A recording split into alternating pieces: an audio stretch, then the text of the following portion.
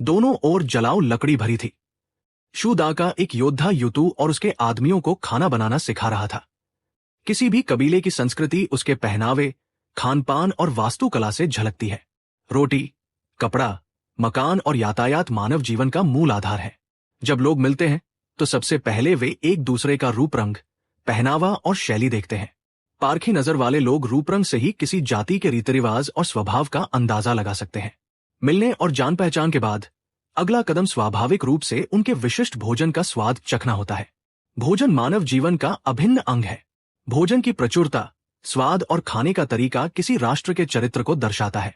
ये बात उस महान दिव्य साम्राज्य के लिए विशेष रूप से सत्य थी, जिसकी पाक कला अद्वितीय थी। जिन विदेशियों ने इसे चखा, उन्होंने इसकी भूरी भूरी प्रशंसा की, जिससे इसे इस नीले ग्रह पर पाक कला के निर्विवाद राजा की प्रतिष्ठा मिली। यद्यपि वर्तमान हान कबीला उतना अतिशयोक्तिपूर्ण नहीं था, फिर भी वे आसानी से 1 दर्जन व्यंजन तैयार कर सकते थे। उनके मुख्य भोजन सफेद चावल के साथ ये भोजन अमृत के समान हो गया था। हान कबीले के भोजन के शिष्टाचार और चॉपस्टिक। तब जाकर युतु को अंततः यकीन हो गया कि हान कबीले के पास एक स्थायी मुख्य भोजन है। ये तार्किक भी था। यदि कई हजार लोग केवल शिकार और कंदमूल पर निर्भर होते तो वे शायद 100 मील के दायरे में घास का एक तिनका भी नहीं छोड़ते। भोजन के अलावा खाने का तरीका सबसे महत्वपूर्ण था। उसके अपने लोगों की तुलना में, जो अभी भी जमीन पर कहीं भी बैठ जाते थे, रोज हाथों से भुना हुआ मांस खाते थे और कभी कभी कच्चा मांस खाकर खून भी पीते थे, हान कबीले के भोजन के शिष्टाचार कहीं अधिक परिष्कृत थे। भोजन को पहले से धुली हुई थालियों और चीनी मिट्टी के कटोरे में रखा जाता था, फिर एक लंबी लकड़ी की मेज पर सजाया जाता था। खाने से पहले हाथ धोने पड़ते थे। जब कई लोग एक साथ खाते तो वरिष्ठता के क्रम के आधार पर बैठने के नियम भी थे। केवल सर्वोच्च पद वाला व्यक्ति ही मेज के मुख्य स्थान पर बैठ सकता था। इन सब से गुजरने के बाद जब वास्तव में भोजन को मुंह में डालने का समय आया तो उन्हें चॉपस्टिक, भोजन कांटे का उपयोग करना पड़ा। हे भगवान, ये एक यातना थी। भोजन से भरी मेज को देखकर उसके मुंह में पानी आ रहा था, लेकिन उसे अपने हाथों का उपयोग करने की अनुमति नहीं थी और वह चॉपस्टिक पर पकड़ नहीं बना पा रहा था। यह ऐसा था मानो अनाड़ियों के लिए कोई यातना का उपकरण बनाया गया हो। यद्यपि उनका उपयोग करना कठिन था, लेकिन वे चावल खाने के लिए काफी अच्छे थे। और जब उसने शू दा को यह समझाते हुए सुना कि यह एक ऐसी फसल है जिसे हान कबीला खुद उगाता है, तो एक पल के लिए युतु को लगा कि उसे अपने जैसे लोग मिल गए हैं। फसल कटाई का निमंत्रण। वास्तव में उसने सही अनुमान लगाया था। नगर के बाहर घास की वे साफ सुथरी पंक्तियां जंगली नहीं हो सकती थी।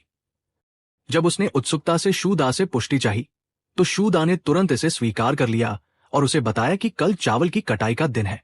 यदि वे इच्छुक हो तो जाकर देख सकते हैं। इच्छुक? बेशक, हम इच्छुक हैं। हम कल निश्चित रूप से वहां होंगे। युतु ने तुरंत सहमति में सिर हिलाया। अगले दिन सूरज उगने से पहले हर घर की चिमनियों से धुआं उठने लगा था। कटाई का दिन आम दिनों से अलग था। हान कबीले के पास प्रचुर भोजन था और उन्हें नाश्ता करने की आदत थी, लेकिन सामान्य दिन में यह आमतौर पर केवल एक कटोरी पतला दलिया होता था, शायद उनके दैनिक नमक के सेवन को पूरा करने के लिए कुछ अचार के साथ। अचार सर्प कबीले द्वारा प्रदान किए गए सरसों के समान एक पौधे से बनाया जाता था। लेकिन कटाई का दिन अलग था। नाश्ते में मांस का होना अनिवार्य था। एक तो यह आगे की कड़ी मेहनत के लिए ऊर्जा प्रदान करता था, दूसरा यह प्रचुर फसल का प्रतीक था।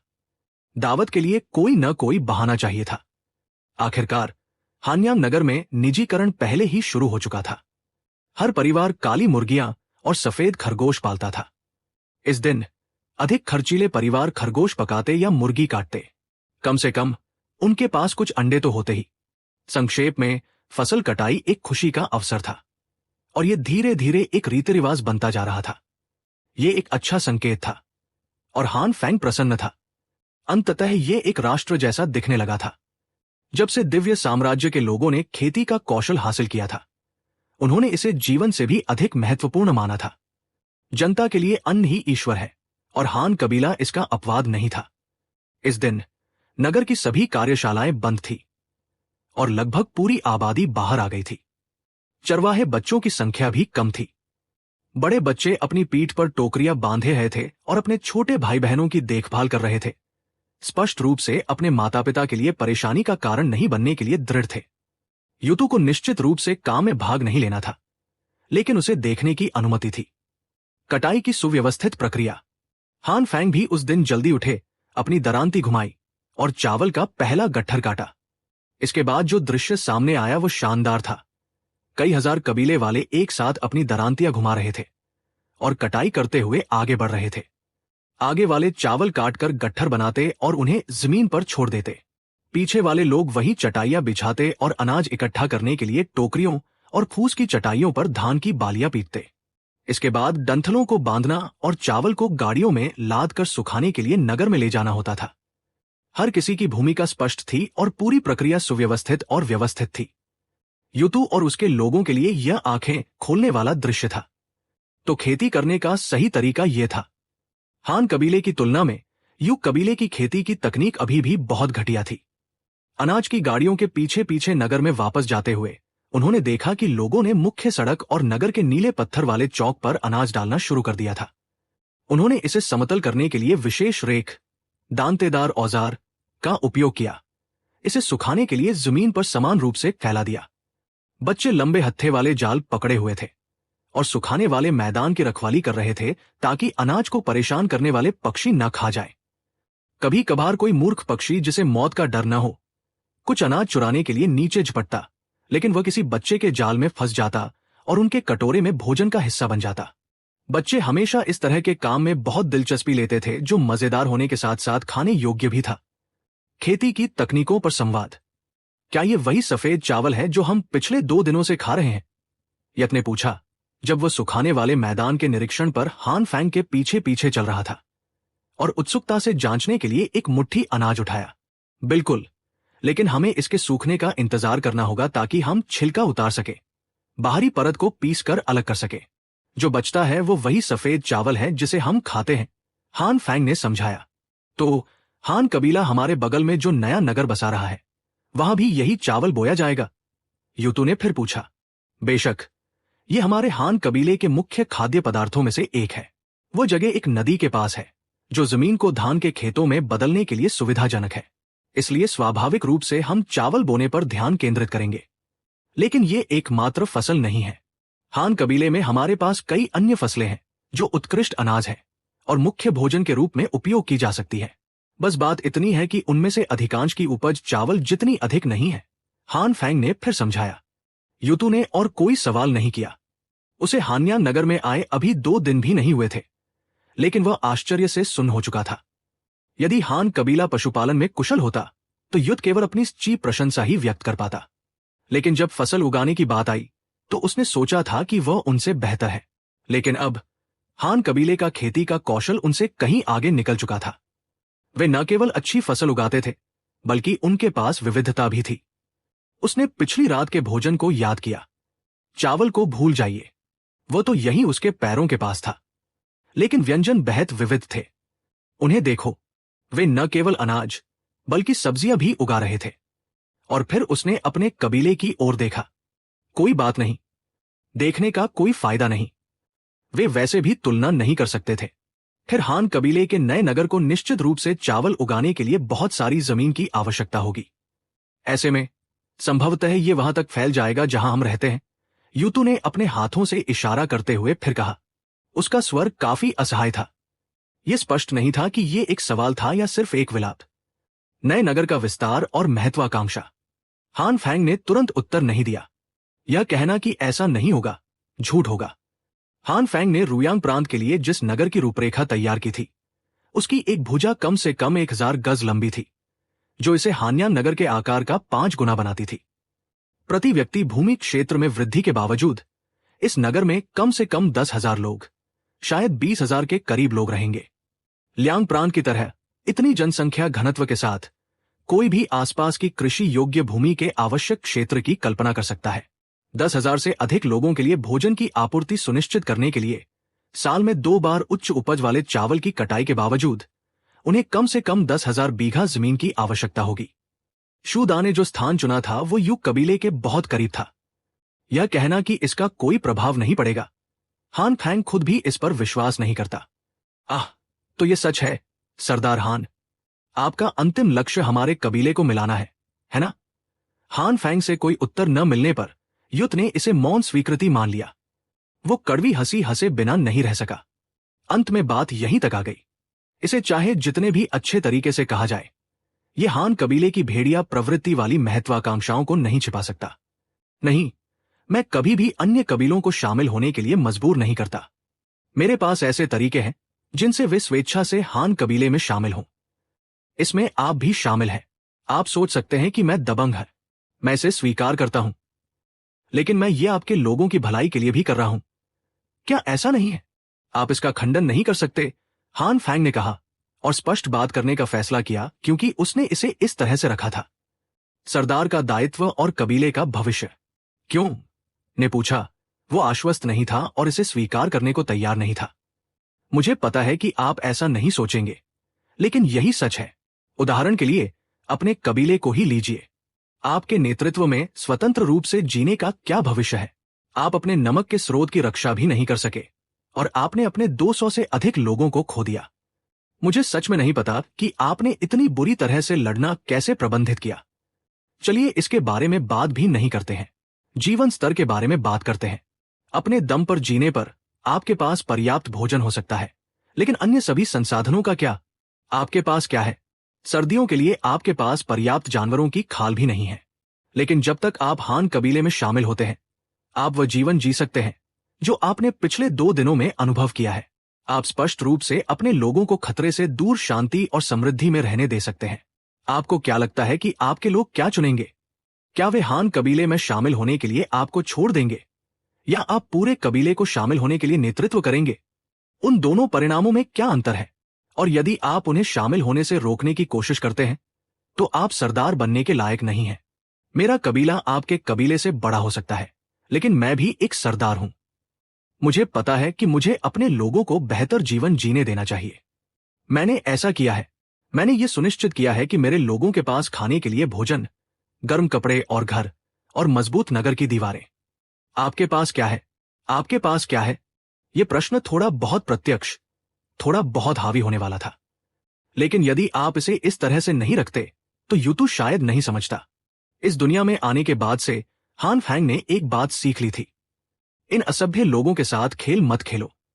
वे इसे नहीं समझेंगे। प्रत्यक्ष होना बेहतर था। यह देखकर कि उसने कोई उत्तर नहीं दिया, हान फैंग ने आगे कहा, आप सांग कियाओ से मिले हैं। उसका कबीला आपके जितना बड़ा नहीं था। केवल 100 के करीब लोग थे, लेकिन वह भी एक कबीले की सरदार थी। उसने अपने लोगों को हान कबीले में शामिल होने के लिए नेतृत्व करने का विकल्प क्यों चुना? ऐसा इसलिए है क्योंकि उसके लोगों को यहां का जीवन पसंद है। मैं हान कबीले की हर चीज के बारे में वादे नहीं कर सकता, लेकिन जब तक आप आलसी नहीं हैं, जब तक आप काम करने को तैयार हैं, आप हमेशा अपना पेट भर सकते हैं। आप भूखे या ठंड से नहीं मरेंगे। इसलिए उन्होंने हमारे साथ जुड़ना चुना। यह बिल्कुल वैसा ही जीवन है जैसा आपने पिछले 2 दिनों में हान कबीले में अनुभव किया है। क्या आपको लगता है कि आपका कबीला वो हासिल कर सकता है? लेकिन मैं कर सकता हूं। जब तक मेरे सभी लोग मेरे आदेशों का पालन करते हैं, मैं गारंटी देता हूं कि मैं उन्हें एक अच्छा जीवन दे सकता हूं। यही कारण है कि बहुत से कबीले के सरदार मुझ पर विश्वास करने को तैयार हैं। बेशक आप शायद अभी ये सब समझ नहीं पाएंगे और आप तुरंत निर्णय नहीं ले सकते, लेकिन ये ठीक है। मैं किसी भी कबीले को हान कबीले में शामिल होने के लिए मजबूर नहीं करूंगा, और उसमें आप भी शामिल हैं। मैं हमारे बीच है व्यापार समझौते का सम्मान करूंगा। मैं आपको यहां और अभी वादा करता हूं, जब तक आप हान कबीले के लिए काम करने को तैयार हैं, सभी आपूर्ति समय पर वितरित की जाएगी। ऐसा तब भी होगा चाहे आप हान कबीले में शामिल हों या नहीं। थोड़ी देर में आप स्वाभाविक रूप से समझ जाएंगे कि मैंने आज क्या कहा है। इतना कहकर हान फैंग ये देखे बिना ही चला गया कि वह कितना समझा, और यूतू को सुखाने वाले मैदान में अकेला खड़ा छोड़ दिया। वो स्तब्ध था। हालांकि हान फैंग ने अपने अर्थ को यथासंभव सरल कर दिया था, फिर भी उसके लिए इसे एक बार में समझना मुश्किल था। हान फैंग का आत्मविश्वास और रणनीति। हान फैंग को कोई जल्दी नहीं थी। क्या अन्य कबीले एक जैसे नहीं थे? हान कबीले के विकास के बाद से लोगों का पहला समूह सभी उसके द्वारा खरीदे गए थे। दूसरा बड़े पैमाने पर तब शामिल हुआ जब उसने अन्य कबीलों को धमकी देने के लिए आम दुश्मन नरभक्षियों का इस्तेमाल किया। मेरे साथ जुड़ा या मरो। इसलिए अन्य कबीलों के पास शामिल होने के अलावा कोई विकल्प नहीं था। और सबसे हालिया समूह लुयांग प्रांत के सभी मजदूर थे। उनमें से कौन हान कबीले में शामिल होने का विकल्प चुनने से पहले कई महीनों तक नहीं रहा था। जैसा कि कहावत है, सादे जीवन से विलासितापूर्ण जीवन की ओर जाना आसान है, लेकिन विलासिता से वापस सादगी की ओर जाना मुश्किल है। ये यहां बहुत सटीक बैठता था। हान कबीले में जीवन कितना भी बुरा क्यों न हो, फिर भी ये पर्याप्त भोजन न मिलने और हर दिन शिकार करते हैं अपनी जान जोखिम में डालने से बेहतर था। एक बार जब उन्हें हान कबीले में हर दिन भोजन मिलने की आदत हो गई तो उन्हें वापस जाने के लिए कहना। हान फैंग को विश्वास नहीं था कि ऐसा कोई मूर्ख होगा जो अपने ही पेट के खिलाफ जाएगा। कृषि कार्य और भविष्य की तैयारी, बाकी का काम सुचारू रूप से चला। हानयान नगर के लोग अब वे असभ्य लोग नहीं रह गए थे जो पहली बार खेती करना सीख रहे थे। भोजन की स्थिर कटाई का ये महत्वपूर्ण कौशल 2 साल से अधिक के श्रम के माध्यम से उनके लिए परिचित हो गया था। चावल की जल्दी से कटाई की गई, धूप में सुखाया गया, गहाई की गई, फटका गया और फिर बोरियों में भरकर जमा कर दिया गया। नगर के बाहर के खेतों की भी बिना किसी देरी के जताई की जा रही थी। सरदार ने सर्दियां आने से पहले लाख घास का एक और मौसम लगाने का आदेश दिया था। कबौले वालों को कोई शिकायत नहीं थी। जमीन वैसे भी खाली पड़ी थी। अगर वे कुछ नहीं लगाते तो वह बस पड़ती पड़ी रहती।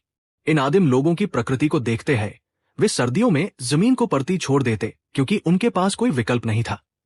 लेकिन बाकी समय वे चाहते थे कि वे हर महीने भोजन की कटाई कर सके। इसका एकमात्र कारण ये था कि वे भूख से डरते थे। छोटे कबीलों के दिनों में लोग सच में भूख से मर जाते थे। यूतू अगले 2 दिनों तक वापस नहीं गया। हर दिन खाने पीने के अलावा वो हान कबीले के खेतों में रहता था। एक ओर वो इस बात पर विचार कर रहा था कि हान फैंग ने उससे क्या कहा था। दूसरी ओर वो लगातार देख रहा था। हान कबीले की खेती की तकनीकों का अवलोकन कर रहा था। यू कबीला भी फसलें उगाता था, लेकिन उनकी खेती हान कबीले से बेहद अलग थी। हान कबीले के पास पहले से ही सभी प्रकार के सहायक उपकरण थे, साथ ही रोपण चरणों और विधियों का एक व्यवस्थित समूह भी था। हान कबीले को बैलों और घोड़ों का उपयोग करके पंक्ति दर पंक्ति जमीन की जुताई करते हुए देखकर यूतू ने अपने और हान कबीले के बीच की खाई को गहराई से महसूस किया। इसमें कोई आश्चर्य नहीं कि हान कबीले के पास असीमित भोजन था। वे दोनों खेती कर रहे थे, लेकिन देखो कि वे इसे कैसे करते थे। और फिर अपने कबीले को देखो। केवल भूमि उपयोग के मामले में एक बहुत बड़ा अंतर था। हान कबीले ने पंक्तियों में रोपण किया, जरा भी जगह बर्बाद नहीं की। लेकिन यू कबीले के अरबी के खेत गंदे छोटे टीलों से भरे एक अव्यवस्थित कब्रिस्तान की तरह थे, जिनमें से प्रत्येक में कच अरबी के पौधे थे। ये एक उच्च उपज वाली फसल थी, लेकिन वे इसे केवल अपना पेट भरने के लिए पर्याप्त बनाने में कामयाब रहे थे। ये खाई थी यूतू का निर्णय और वापसी। हालांकि उसने अभी भी हान खैंग की बात मानने की योजना नहीं बनाई थी। ये नहीं कहा जा सकता कि इसमें उसके अपने स्वार्थ काम कर रहे थे।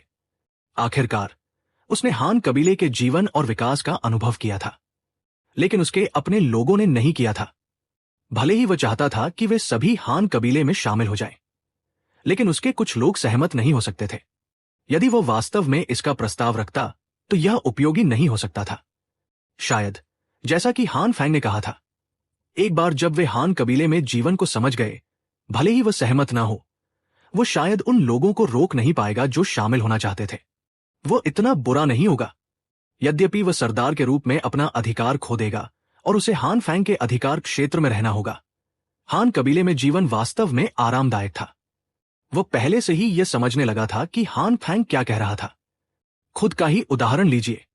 इन पिछले कुछ दिनों में उसने ये भी सोचा था कि यदि वो यू कबीले का सरदार न होकर एक साधारण कबीले वाला होता तो वह शायद कठिन जीवन में वापस जाने को तैयार नहीं होता। अब ये सोचकर यूतू ने शायद इसे समझ लिया था, लेकिन वह एक साधारण कबीले वाला नहीं था। वो कई 100 लोगों के कबीले का सरदार था। इसलिए उसे अभी भी वापस जाना था और उसे अपने लोगों का नेतृत्व करना था। भले ही उन्हें हान कबीले में शामिल होना पड़े, उसे अपने लोगों के सहमत होने की प्रतीक्षा करनी थी। इसलिए वह चला गया। वो अपने साथ लाए हुए आदमियों के साथ चला गया। उसने पहले ही रुकने और हान कबीले को नगर बनाने में मदद करने का फैसला कर लिया था। सबसे पहले यह उसके लोगों के जीवन को थोड़ा बेहतर बनाने के लिए था। दूसरे, भले ही वो अपने पूरे कबीले के साथ भागना चाहता था, अब उसके पास कोई मौका नहीं था। वैसे उसे लगता था कि हान फैंग बहुत बुरा इंसान है। उसे वास्तव में उस पर भरोसा नहीं था। उन्हें भागने से रोकने के लिए उसने विशेष रूप से दा को लोगों के एक समूह के साथ उनके साथ वापस जाने के लिए भेजा था, ये कहते हुए कि ये तुरंत नगर की दीवार के निर्माण की तैयारी के लिए था और यू कबीले के उपयोग के लिए तत्काल आवश्यक आपूर्ति का एक जत्था लाने के लिए भी था। लेकिन यूतू को ऐसा नहीं लगता था। उसका पूरी तरह से मानना था कि हान फैंग ने शू दा को उन पर नजर रखने के लिए भेजा था ताकि यू कबीले को छिपकर भागने से रोका जा सके। लेकिन वह भी गलत नहीं था। जब हान फैंग ने यह आदेश जारी किया तो वास्तव में उनका ऐसा ही उद्देश्य था। नए नगर का निर्माण और अग्रणी टीम। हानयांग नगर में चावल की कटाई के लगभग आधे महीने बाद सभी कटाई और पुनर्रोपण पूरे हो गए। हानयांग नगर अपनी पिछली दिनचर्या में लौट आया। शू दा के नेतृत्व वाली अग्रणी टीम ने भी आधिकारिक तौर पर यू कबीले के बगल में शिविर स्थापित किया।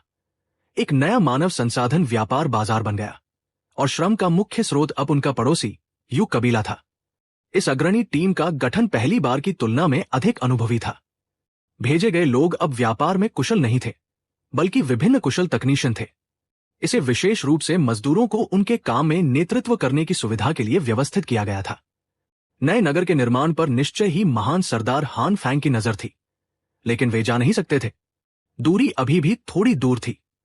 यद्यपि रुयांग प्रांत लुयांग जितना दूर नहीं था, फिर भी एक चक्कर लगाने में कई दिन लग जाएंगे। हान फैंग पढ़ा रहे थे और अकेले 4 कक्षाओं को संभाल रहे थे। समय कम था, इसलिए वे स्वाभाविक रूप से जा नहीं सकते थे। लेकिन सिर्फ इसलिए कि वो खुद नहीं जा सकते थे, इसका मतलब यह नहीं था कि अन्य लोग उनके लिए खबर नहीं ला सकते थे। भालू नाम के एक व्यक्ति ने एक बार कहा था कि नदियां जंगल के राजमार्ग हैं, और हान फैंग इससे पूरी तरह सहमत थे। जमीन से रुयांग प्रांत की यात्रा करने में कई दिन लग जाते थे। जंगल में पूरी गति से तेज घोड़े की सवारी करने में भी कई घंटे लग जाएंगे। लेकिन पानी के रास्ते नाव से जाने में 1 घंटे से भी कम समय लगता था। क्यों? क्योंकि रुयांग प्रांत भी नदी के किनारे था। हानयांग और रुयांग की सीमा नदी से लगती थी, और ये नदी सुविधाजनक रूप से दोनों प्रांतों के बीच एक तेज परिवहन संपर्क के रूप में काम करती थी। यदि हान फैंग इस प्राकृतिक जलमार्ग का उपयोग करना नहीं जानता, तो वो लुओ शियाओचोंग नहीं होता। नदी की चौड़ाई की सीमाओं के कारण बड़े जहाजों का उपयोग नहीं किया जा सकता था। इसलिए हान फैंग ने बढ़ीगिरी कार्यशाला में मूल नाव की तरह ही दोनों सिरों पर सपाट एक अंतर्देशीय चौकोर नाव का निर्माण कराया। मुत्तांग और अन्य लोग पहले से ही अनुभवी थे, इसलिए यह मुश्किल नहीं था। आखिरकार एक 8 गज लंबी 3 गज चौड़ी नदी की नाव लकड़ी की नावों की दुनिया में बस एक छोटी सी चीज थी, जो छोटी डोंगियों या नावों से थोड़ी ही बड़ी थी। नई नाव जल्दी बन गई। लकड़ी की नाव बनाने में सबसे अधिक समय लेने वाला हिस्सा तख्ते बनाना था।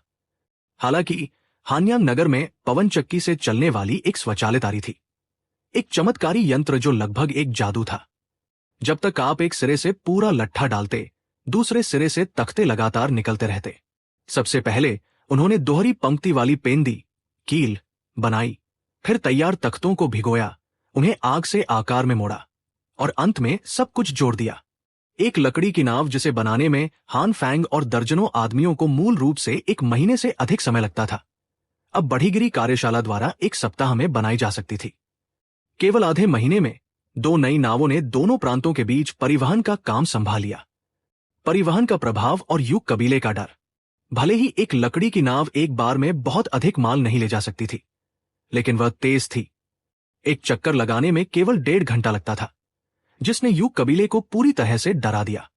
भारी मात्रा में दैनिक उपयोग की वस्तुएं, निर्माण उपकरण और विभिन्न शिल्पकार रुयांग प्रांत के पड़ाव पर दिन में 4 से 8 बार आते थे, जिससे यू कबीला पूरी तरह से अवाक रह गया। यूतू हानयांग नगर जा चुका था, लेकिन उसने जमीन के रास्ते यात्रा की थी। सबसे तेज चक्कर लगाने में 5 दिन लगते थे।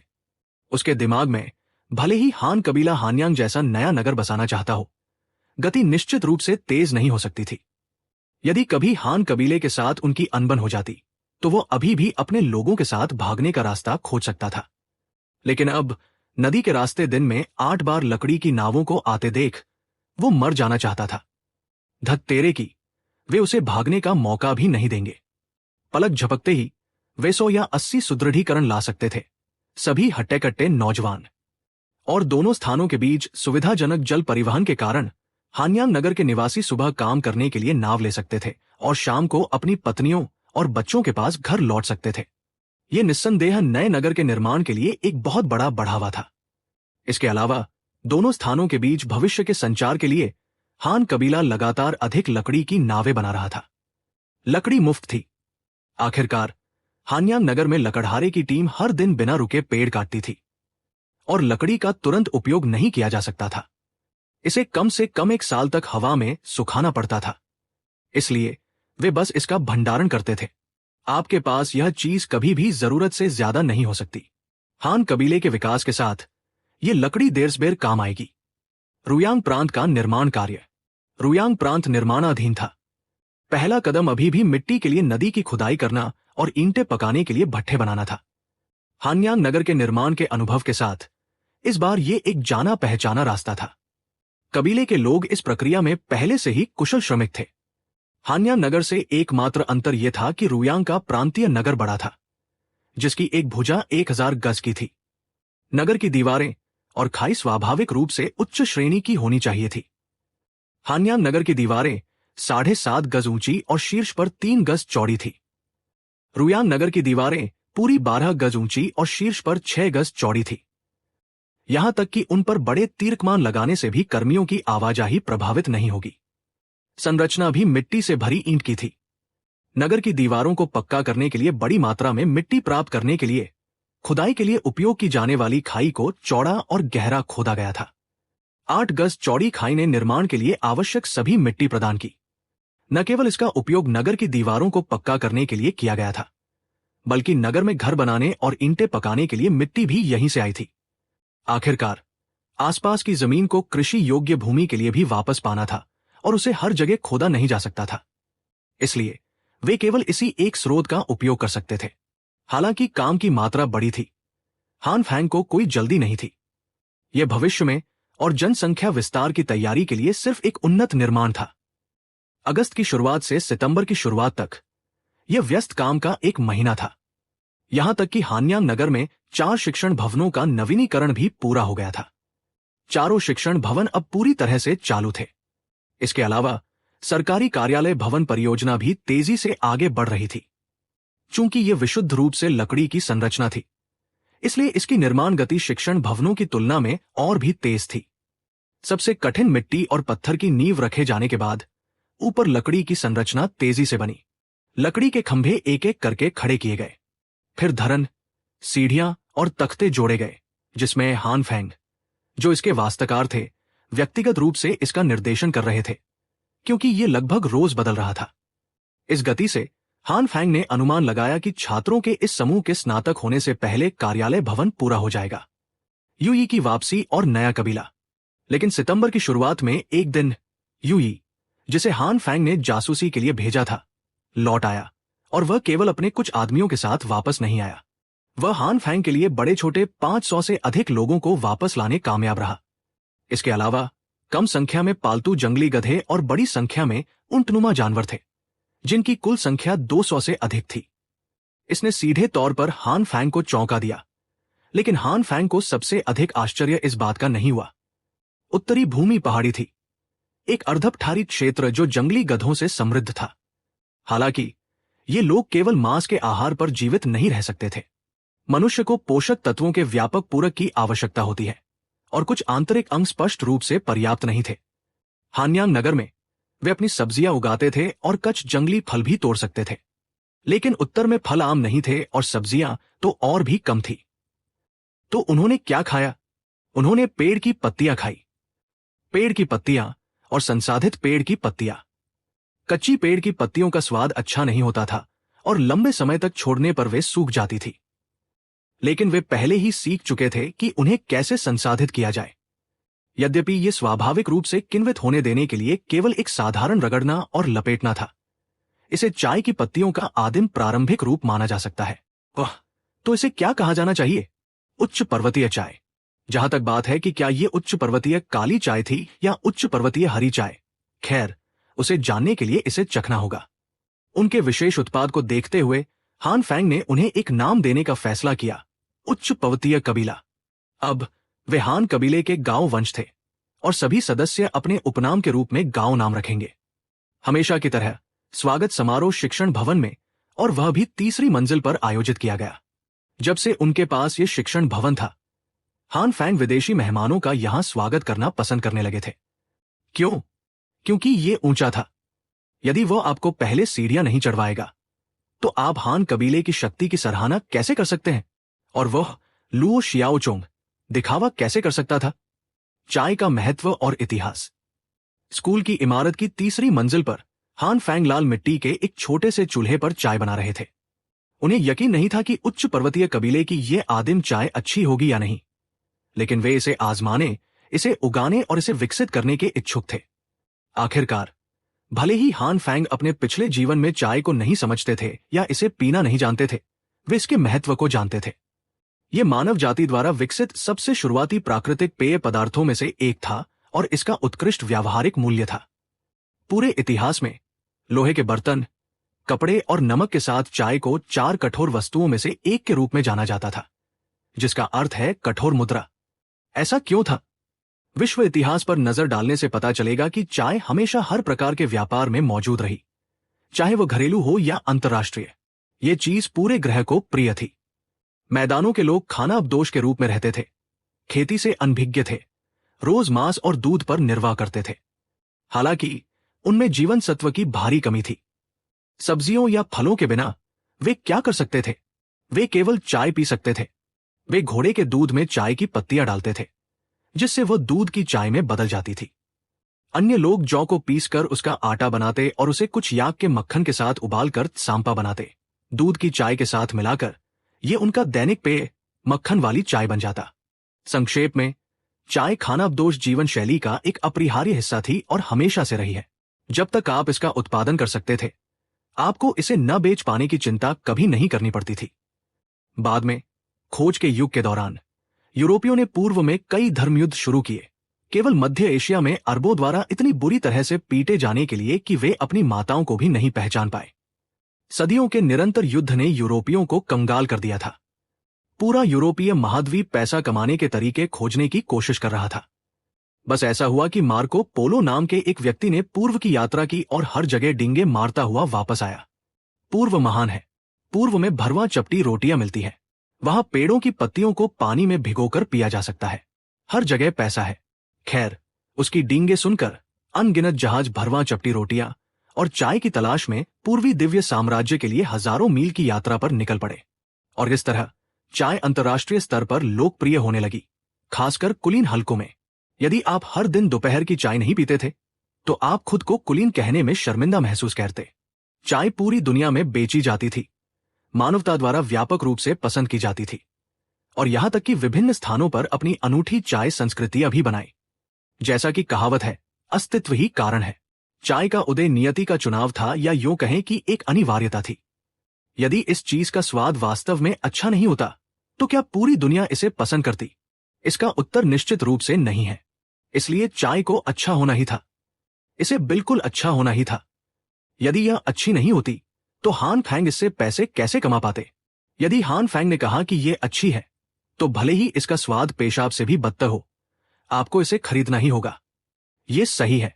मैं बस इतना ही तर्कसंगत हूं। आखिरकार, किसी को अपने गुणों से लोगों को समझाना चाहिए, और अभी हान फैंग लोगों को गुणों से समझा रहे थे। यूई की रिपोर्ट और नरभक्षियों से मुठभेड़। हान फैंग तीसरी मंजिल की कक्षा में चाय बना रहे थे। उन्होंने पानी उबाला, धूल धोने के लिए पत्तियों को धोया, फिर उन्हें उबलते पानी में भिगोया। फिर उन्होंने अपने सामने यूई और उच्च पर्वतीय कबीले के सरदार को देखा। यूई, एक बात मुझे समझ में नहीं आ रही है। तुमने उनके कबीले को कैसे खोजा, और तुमने उन्हें हमारे हान कबीले में शामिल होने के लिए कैसे मनाया?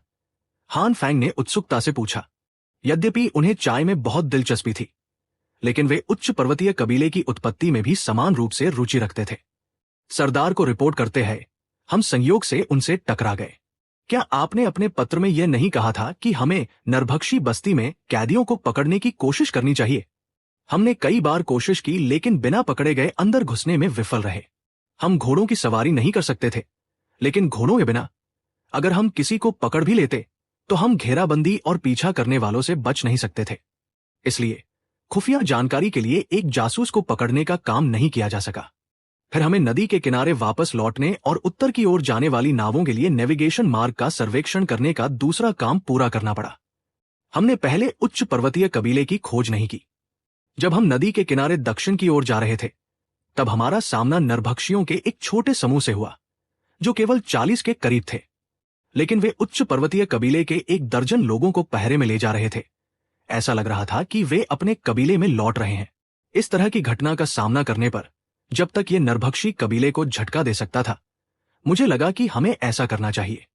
साथ ही इस बार हमारे पास घोड़े थे और सरदार द्वारा जारी किए गए यांत्रिक धनुष भी थे। इसलिए हमने वन रक्षक रणनीति का उपयोग किया, उन नरभक्षी कुलचिन योद्धाओं को मार डाला और उच्च पर्वतीय कबीले के बंदियों को बचाया। जब हमने इन दर्जन भर लोगों को बचाया तो वे बहुत आभारी है और उन्होंने हमें अतिथि के रूप में अपने कबीले में आमंत्रित किया। हान कबीले में शामिल होने की सहमति। जब मैं वहां पहुंचा तभी मुझे पता चला कि उनके कबीले में भी पत्थर की पट्टी की किंवदंती थी, वही जो हमने पहले 2 कबीलाई गठबंधनों में देखी थी। इसलिए मैंने उन्हें हमारे कबीले के सरदार के बारे में बताया और वे मेरे साथ आकर एक नजर देखने के लिए तैयार हो गए। पहले उन्होंने हान कबीले में शामिल होने का वादा नहीं किया, केवल ये कि वे आएंगे और देखेंगे। और उन्हें अभी अभी नरभक्षी हमले का सामना करना पड़ा था और वे वैसे भी दक्षिण की ओर पलायन करने की योजना बना रहे थे। उन्होंने कहा कि यदि हान कबीला वास्तव में वैसा ही है जैसा मैंने वर्णन किया है और सरदार दिग्गज आकाशदेव सरदार है, तो वे शामिल होने के इच्छुक होंगे। अब स्थिति को देखते हुए ऐसा लगता है कि वे सहमत हो गए हैं। सामने बैठे यू यी ने हान फैंग को उनकी वापसी यात्रा, उच्च पर्वतीय कबीले के साथ उनकी मुठभेड़ और पूरी प्रक्रिया का विस्तृत विवरण दिया कि उसने उनसे कैसे बात की थी। ये सुनकर हान फैंग बहुत खुश हुए। वह कबीले के लिए लोगों की भर्ती करना नहीं भूले थे। उन्होंने तुरंत यू यी की प्रशंसा करना शुरू कर दिया। यू यी, तुमने इस काम पर बहुत अच्छा काम किया। कबीला निश्चित रूप से तुम्हारे लिए एक महान योग्यता दर्ज करेगा। बस इतना है कि कबीला इस सर्दी में सुधार के दौर से गुजरने वाला है। मतलब प्रबंधन प्रणाली को थोड़ा बदलो। मैं तुम्हें तुम्हारा इनाम तब दूंगा। भोजन और कपड़ों जैसी चीजों के लिए तुम स्वयं बुजुर्गों के पास जाकर उनके लिए आवेदन कर सकते हो। धन्यवाद सरदार। हे, मेरे पास किसी चीज की कमी नहीं है। हमारी जासूस टीम बेहतरीन उपकरणों का इस्तेमाल करती है। हालांकि हमारे पास भोजन की आपूर्ति नहीं है, लेकिन हमारे अन्य उपकरण पूरे हान कबीले में अद्वितीय हैं। मुझे कुछ और नहीं चाहिए। जब तक अगली बार ऐसा कोई काम है, बस मुझे बुलाना याद रखें। सरदार। हान फैंग की प्रशंसा सुनकर यूई तुरंत शर्मा गया। उसने केवल ऐसी कार्रवाइयों में फिर से भाग लेने की इच्छा व्यक्त की। इससे कोई भी उसके कबीले की जंगली और स्वतंत्र भावना को देख सकता था। पूरी कहानी समझने के बाद हान फैंग ने अपनी नजर अपने बगल के एक बड़े आदमी पर घुमाई। यह आदमी लगभग 25 वर्ष का था, लगभग 1.25 गज लंबा और उसका चेहरा गधे जैसा लंबा था। एक शब्द लंबा, 2 शब्द वास्तव में लंबा, और उसकी पूरी दाढ़ी थी। उसका नंगे ऊपरी शरीर एक व्यायामशाला प्रशिक्षक की तरह था, जिसमें गठीली मांसपेशियां थी जो विस्फोटक शक्ति से भरी लग रही थी।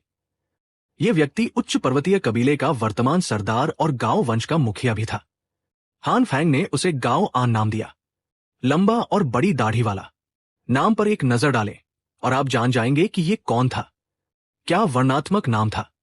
इस समय गाओ आन अभी भी उत्सुकता से चारों ओर देख रहा था, कभी कक्षा की सजावट तो कभी खिड़की से बाहर। वो हान कबीले और हान फैंग के बारे में उत्सुक था, लेकिन बहुत दिलचस्पी भी रखता था। दिलचस्प बात यह है कि यह आदमी भोर होने से पहले हानयांग नगर में यूई के पीछे पीछे आया था। तब नगर के द्वार अभी भी बंद थे। उनके पास सुबह तक प्रतीक्षा करने के अलावा कोई विकल्प नहीं था और उन्होंने व्यक्तिगत रूप से हानयांग नगर के द्वारों का खुलना देखा था। और फिर इस आदमी ने सरदार हान फैंग को देखे बिना ही हान कबीले में शामिल होने के लिए शोर मचाना शुरू कर दिया। हान फैंग भी इस बारे में बहुत उत्सुक और हैरान था और वह इस आदमी के स्वभाव को ठीक से नहीं समझ पा रहा था। इसलिए उसने उससे पूछा, वंश प्रमुख गाओ, आपने नगर में प्रवेश करने से पहले ही सुबह ये क्यों कहा कि आप हान कबीले में शामिल होना चाहते हैं? क्या कोई कारण था? गाओ आन का दृष्टिकोण और सुरक्षा की चाह। हान फैंग की बातें सुनकर गाओ आन ने अचानक अपना सिर घुमाया। उसके होठों पर एक हल्की सी मुस्कान थी। उसने अपने हाथ से अपनी बड़ी दाढ़ी सहलाई और खुशी से कहा, हान कबीला, दीवार ऊंची, मोटी, द्वार मजबूत, तोड़ नहीं सकते, यहां रहना सुरक्षित। ये उसके सटीक शब्द थे और उसके सच्चे विचार। दिलचस्प बात यह है कि इस आदमी ने पहले ही कुछ भाषा सीख ली थी। उसके अनुसार उसने ये रास्ते में यू यी से सीखी थी। हालांकि वह ज्यादा नहीं जानता था, लेकिन उसने जो कहा वो मुश्किल से ही समझ में आता था। गांव आन एक बहुत ही ईमानदार और सीधा आदमी था। उसने हान कबीले में शामिल होने का फैसला किया क्योंकि वो हानयांग नगर की मजबूत दीवारों से प्रभावित था, जो उसके लोगों को दुश्मनों द्वारा मारे जाने से बचा सकती थी। बेशक कारण इतना आसान नहीं हो सकता था। उन्हें जीतने के यूई के प्रयास और हान कबीले की स्थिति के बारे में उनके परिचय ने एक भूमिका निभाई होगी। अन्यथा भले ही आदमी हानयांग की दीवारों से प्रभावित हो, वो सिर्फ उसी के कारण अपना मन नहीं बनाता। रुयांग प्रांत में आवास और भविष्य की रणनीतियां। उच्च पर्वतीय कबीले की स्थिति को समझने के बाद हान फैंग ने उनके आवास की व्यवस्था करने के बारे में सोचना शुरू किया। उच्च पर्वतीय कबीले में 500 से अधिक लोग थे और उन्हें समाहित करने के लिए हानयांग नगर निश्चित रूप से बहुत भीड़ भाड़ वाला था। उस स्थिति में उन्हें निर्माण कार्य के लिए रुयांग प्रांत में ले जाना बेहतर होगा। वे 500 से अधिक लोग थे, लगभग यू कबीले के बराबर। इन लोगों को वहां रखने से यू कबीले के लिए एक संतुलन के रूप में भी काम किया जा सकता है। बेशक यह सिर्फ एक एहतियात था। हान फैंग का अधिक दूरदर्शी विचार उच्च पर्वतीय कबीले के 500 से अधिक लोगों को सांग कबीले के 170 से अधिक लोगों के साथ मिलाना था। यदि यू कबीले को जीता जा सके तो उनके कबीले में भी लगभग 500 लोग थे। इन तीनों कबीलों की कुल जनसंख्या 1200 के आसपास होगी। हालांकि उनमें से केवल आधे ही हान पक्ष के कुछ समर्थन वाले उत्पादक मजदूर थे, लेकिन नया नगर बनाना कोई समस्या नहीं होगी। इसके अलावा ये 1200 लोग नव स्थापित रुयांग प्रांत की नींव के रूप में काम कर सकते हैं। आधार के रूप में इस समूह का उपयोग करते हुए उन्हें भविष्य में केवल नए खून का संचार करने की आवश्यकता होगी। इस प्रकार प्रांत स्थापित हो जाएगा। जैब अगले साल वसंत आएगा तो 2 उत्तरी कबीलाई गठबंधनों के 4000 लोग दक्षिण में आएंगे। वो उन्हें फूमा दर्रे के जिला नगर में तैनात करवाएगा। बेशक अगर कोई हानयांग नगर या रुयांग प्रांत में आना चाहता है तो उनका तबादला किया जा सकता है। उन्हें तीनों नगरों के बीच फैलाने से नए नगरों के निर्माण में भी अधिक अनुकूलता होगी।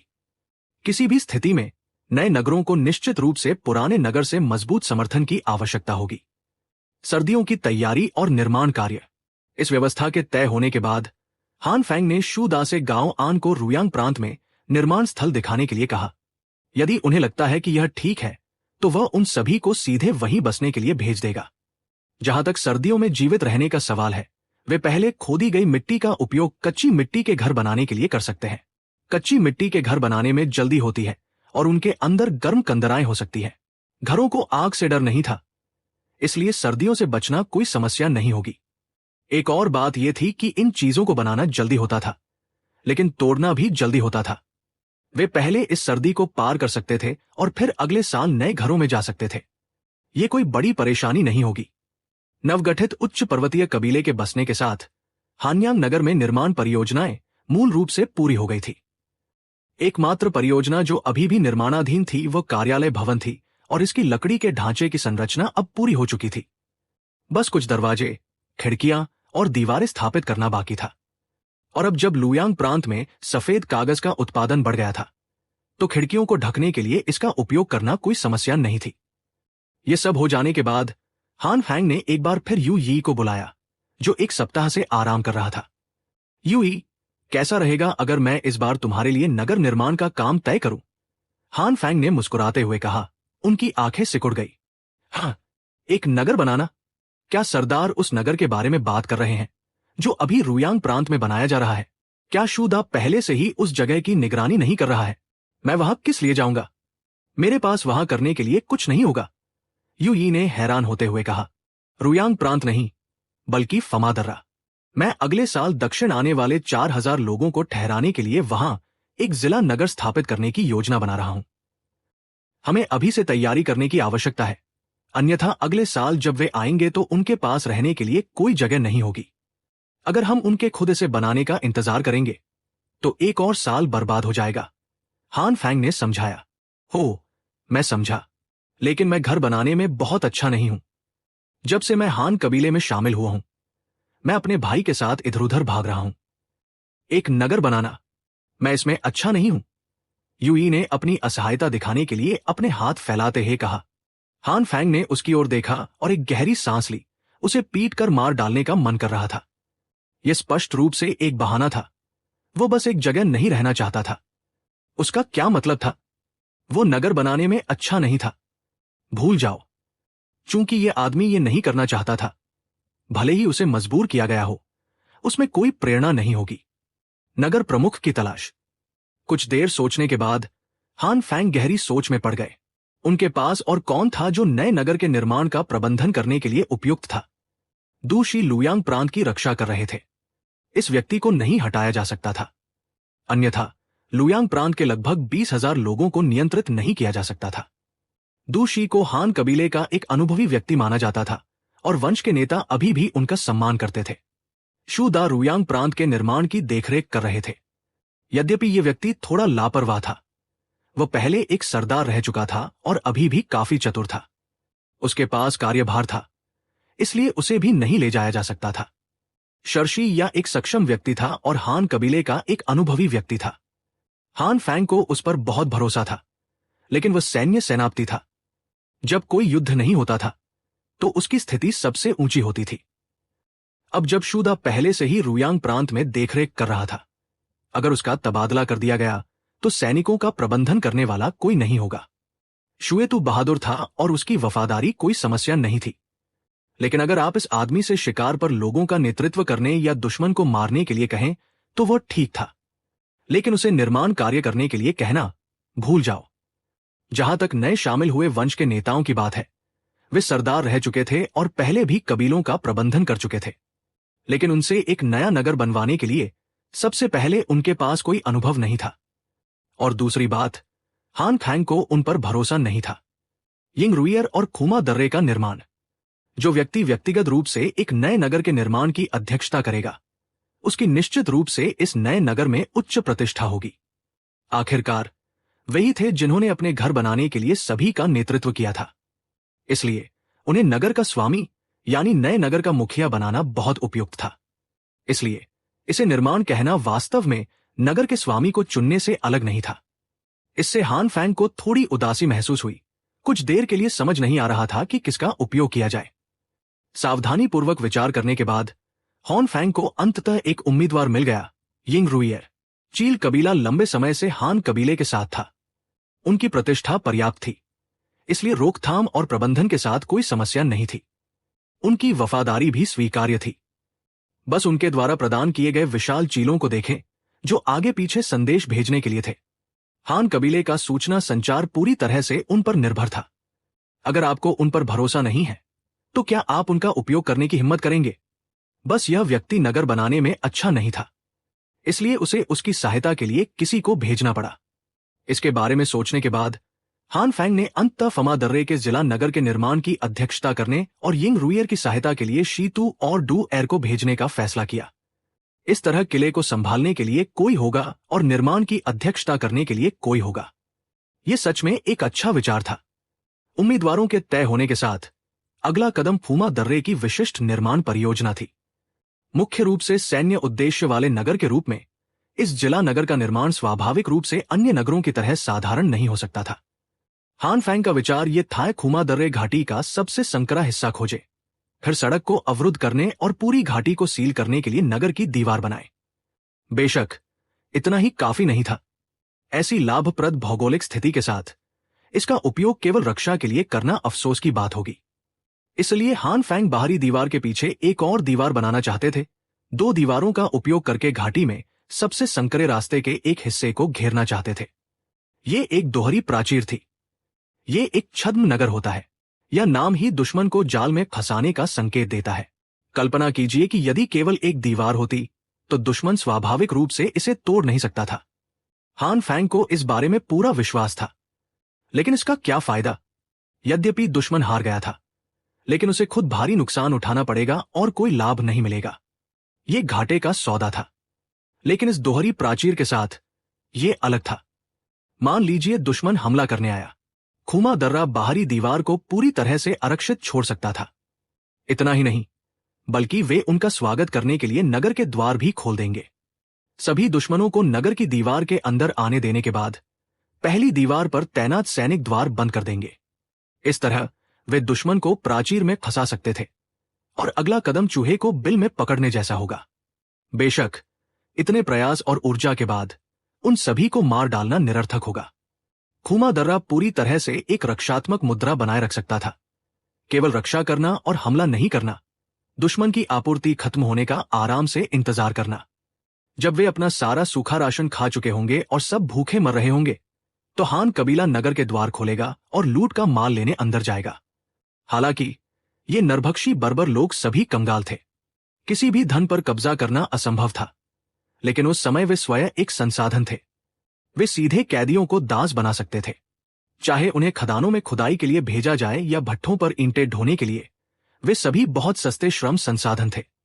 ये कहा जा सकता है कि उन्हें पकड़ना कमाई थी, और इस लक्ष्य को प्राप्त करने के लिए केवल एक अतिरिक्त मिट्टी की दीवार बनाने की आवश्यकता थी। लाभ की तुलना में यह स्पष्ट था कि कौन सा अधिक महत्वपूर्ण है। खूमा पास जिला नगर का निर्माण। इन दो नगर की दीवारों ने एक दोहरी प्राचीर बनाई, जिसे एक सैन्य किले के रूप में देखा जा सकता था।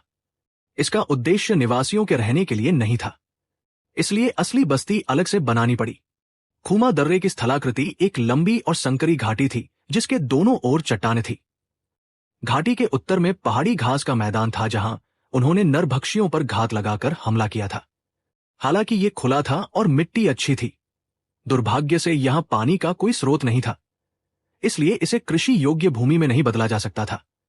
इसलिए कबीले के सदस्यों के लिए घाटी के अंदर रहना बेहतर था। प्राचीर के दक्षिण में खूमा पास जिला नगर का निर्माण। भूमि सुधार के लिए उपयुक्त समतल भूमि थी, और दोनों ओर के पहाड़ों से पहाड़ी झरने बहते थे, जो धीरे धीरे पहाड़ पर छोटी धाराओं में मिल जाते थे। यद्यपि पानी कम था, वे इसे निर्देशित करने के लिए खाइयां खोद सकते थे। अंत में वे पानी जमा करने के लिए पहाड़ की तलहटी में एक बड़ा गड्ढा खोद सकते थे। हान फैंग के अजीब नाम के अनुसार इस पानी के गड्ढे को जलाशय कहा जाना चाहिए। जलाशय खोदना, पहाड़ी झरनों को उसमें निर्देशित करना, छोटी मात्रा को बड़ी मात्रा में जमा करना, और इसका उपयोग अनाज के खेतों की सिंचाई के लिए करना। पहाड़ की तलहटी में समतल भूमि को चावल उगाने के लिए धान के खेतों में बदला जा सकता था, और पहाड़ की हल्की ढलानों पर मक्का भी उगाया जा सकता था, जिसे ज्यादा पानी की जरूरत नहीं होती। ये दोनों आलसी फसलें थी। जब तक उन्हें बोया जाता, उन्हें ज्यादा प्रबंधन की आवश्यकता नहीं होती और उनकी उपज कम नहीं होती थी। वे खूमा दर्रे को पूरी तरह से आत्मनिर्भर बना सकते थे। कृषि उपोत्पाद और आत्मनिर्भरता। साथ ही वे पहाड़ पर कुछ और चीजें भी लगा सकते थे। शहतूत, भांग, लाल मिर्च, सब्जियां, फलों के पेड़, ये सभी कृषि उपोत्पाद थे, लेकिन ये कबीले वालों के लिए तत्काल आवश्यक सामग्री भी थी। भोजन का तो कहना ही क्या। रेशम के कीड़े पालने के लिए शहतूत लगाना, मुर्गियों को पालना, रस्सियां बांटने और कपड़ा बनने के लिए भांग बोना, ये सभी चीजें थी जिनका उपयोग अमीर बनने के लिए किया जा सकता था। साथ ही अगर वे मवेशी और भेड़ पालना चाहते थे, तो चारे के रूप में पुआल का उपयोग करने के अलावा वे चराने के लिए घाटी के बाहर पहाड़ी घास के मैदान में भी जा सकते थे।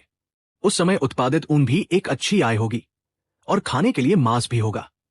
जलाशय से खेत बनेंगे, खेतों से लोगों का भरण पोषण होगा, इसलिए वहां बस्ती होगी।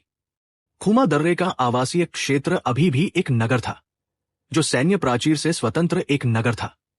दोहरी प्राचीर सैनिकों को तैनात करने के लिए एक सैन्य संस्था थी, जबकि यह जिला नगर एक नागरिक निवास था जो कुछ आत्मरक्षा के उद्देश्यों को भी पूरा करता था। लेकिन इस जिला नगर की जनसंख्या सीमित थी और इसका स्तर पर्याप्त नहीं था, इसलिए नगर की दीवारों को इतना ऊंचा और बड़ा बनाने की आवश्यकता नहीं थी। अधिक से अधिक यह हान फैंग द्वारा बनाए गए हानयांग नगर के समान होगा। उपरोक्त से यह देखा जा सकता है कि फूमा दर्रे की निर्माण परियोजना आसान नहीं थी।